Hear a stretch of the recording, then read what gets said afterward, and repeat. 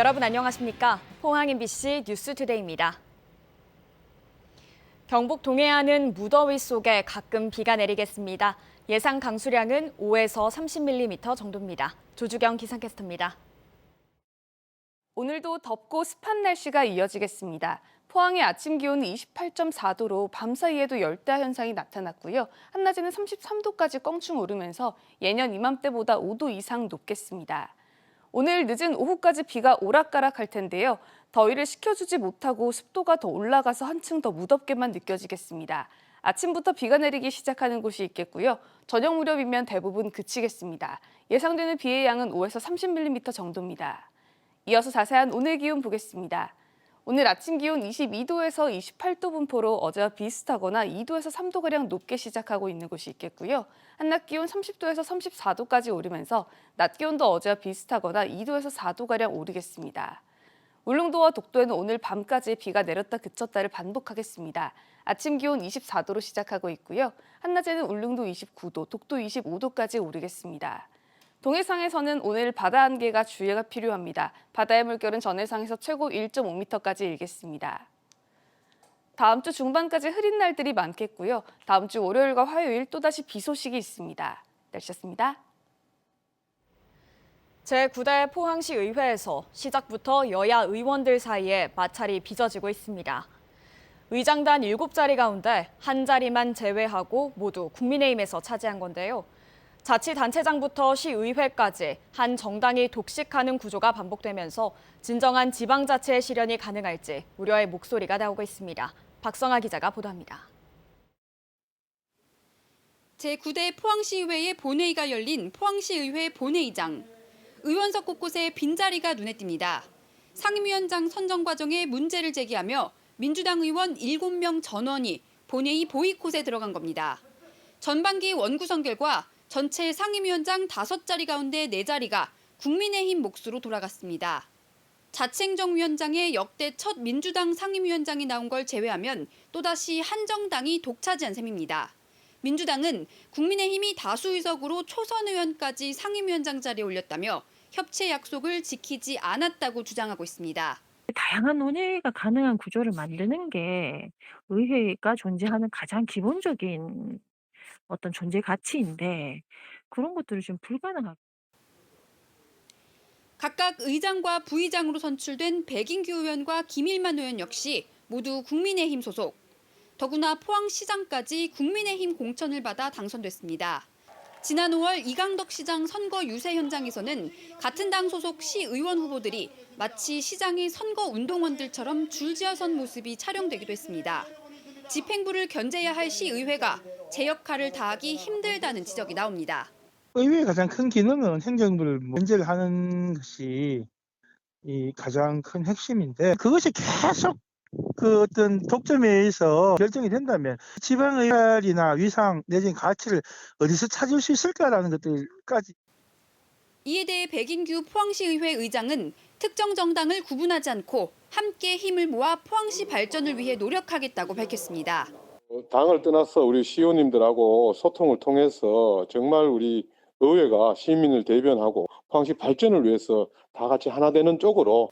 특정 정당이 독식한 왜곡된 정치구도 속에서 앞으로 시민들을 위한 진정한 대의기구로 거듭날 수 있는 방안을 모색해야 할 때입니다. MBC 뉴스 박성아입니다. 경주에도 공영 자전거가 운영됩니다. 또 70세 이상 어르신들은 기본 요금을 내지 않고도 택시를 연간 40회나 탈 수 있는데요. 경주 시민들의 교통 편의성이 한층 좋아졌는데 이용 방법을 김기영 기자가 소개합니다. 경주시 공영자전거 타실라입니다. 시내와 가까운 현곡면과 9개 동지역에 우선 300대가 도입됐습니다. 스마트폰에 타실라 앱을 깔면 어디에 이용 가능한 자전거가 몇 대 있는지 확인할 수 있습니다. 타고 난 뒤에는 지정된 대여소에 반납해야 요금 계산이 종료됩니다. 하얀색 손잡이를 아래로 내려 반납하여 주세요. 요금은 1일권 1,000원, 정기권인 일주일권은 2,500원, 1개월권 5,000원, 1년권 3만 원 등입니다.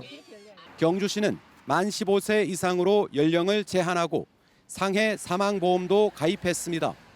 버스와 연계하면 훌륭한 교통수단이 될 수 있습니다. 자전거가 완벽한 어떤 교통수단이 되기 위해서는 자전거 전용 도로라든지 이런 인프라 구축도 중요하지만 자동차, 오토바이와 같은 이런 다른 교통수단과의 서로 배려되는 이런 어떤 문화도 많이 필요한 것 같습니다. 동시에 교통약자인 어르신을 위한 기본요금 무료 택시 사업도 시행됩니다. 경주시에 주민등록된 70세 이상 어르신 4만여 명을 대상으로 3,300원인 기본요금을 연간 40회까지 인당 13만 2천 원의 혜택이 주어집니다. 돈이 아까워서 늘 버스만 타시던 분이 기꺼이 이 카드가 있으니까 마음 편안하게 택시를 이용하고 그래서 너무 감사하게 생각합니다. 이 사업은 제주도에 이어 경주시가 전국에서 두 번째로 도입했습니다. 택시 활성화라는 부가 효과도 기대됩니다.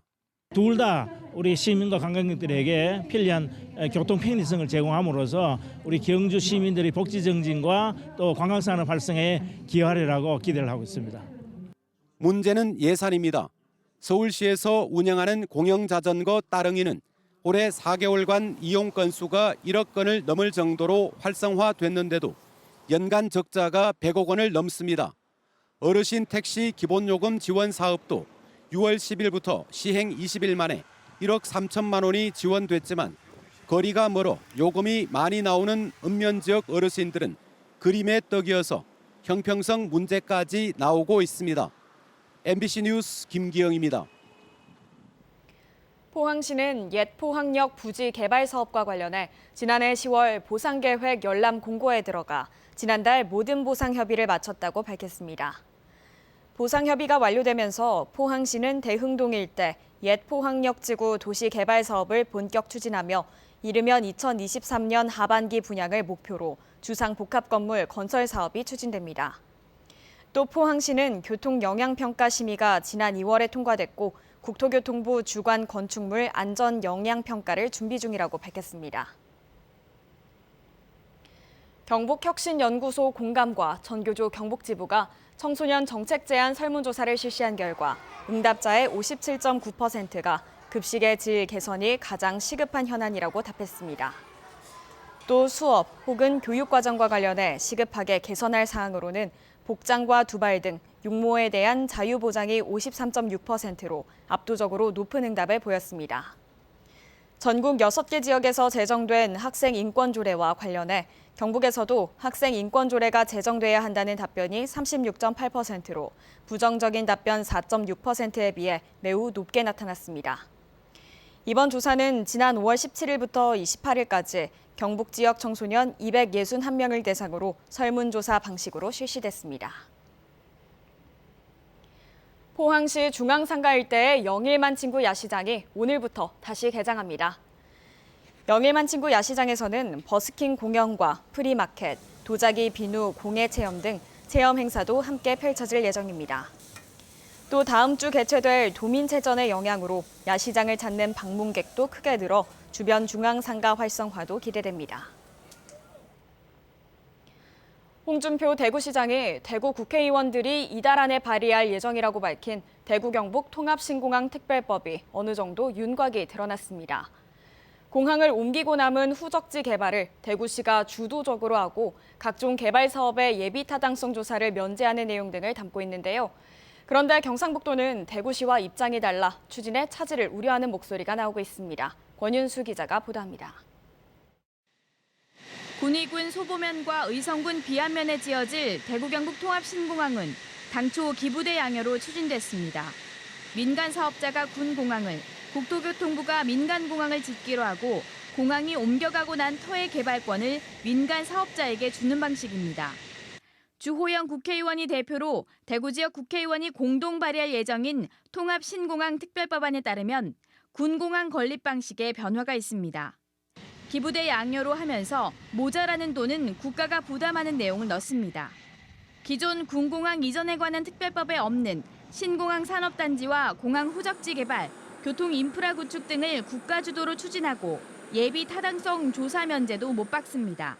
국토교통부는 접근성 제고를 위한 신공항 철도 건설이나 또 중부 내륙 고속도로 확장과 같은 그런 정책적 지원을 약속하고 있습니다만 아무래도 특별법과 같은 형태로 신공항 건설과 관련된 추진의 법적인 안정성을 좀 추구할 필요가 있다. 통합신공항 사업 전체를 국토교통부가 시행하되 대구시가 위임받아 시행하고 특히 후적지 개발의 주도권을 대구시가 가집니다.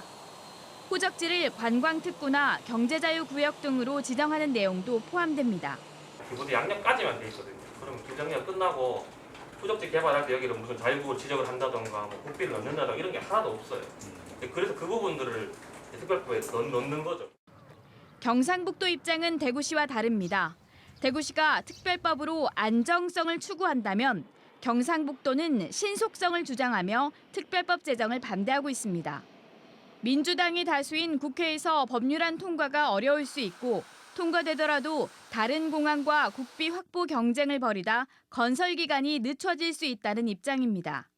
만약에 우리나라가 긴축 재정을 하게 되면은 그 새만금 또 가덕도 대구 경북 공항이 3개나 걸려가 있습니다. 네. 그럼 예산을 한꺼번에 투입하기 굉장히 어려워지면은 점점 더 공사기간이 길어질 수도 있다.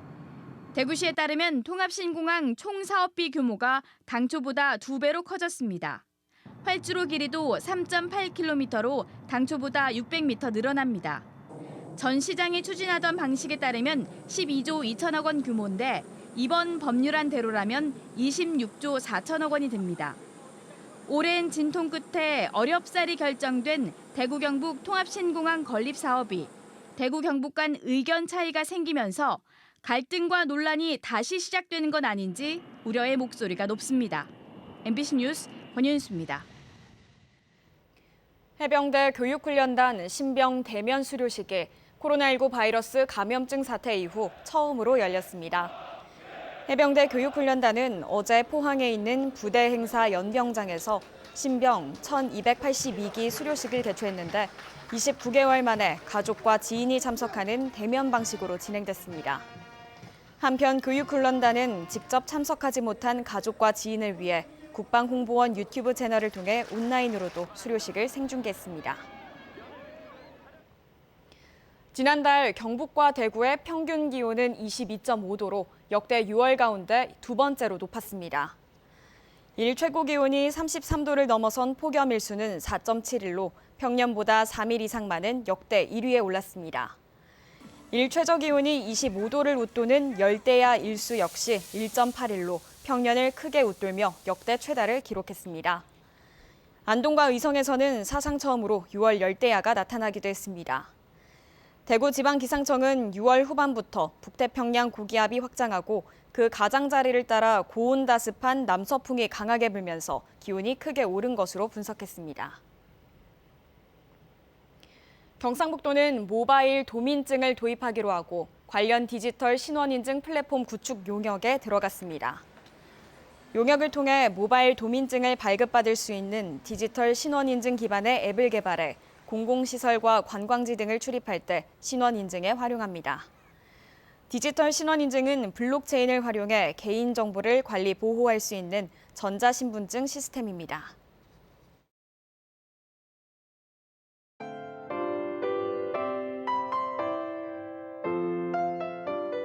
오늘도 덥고 습한 날씨가 이어지겠습니다.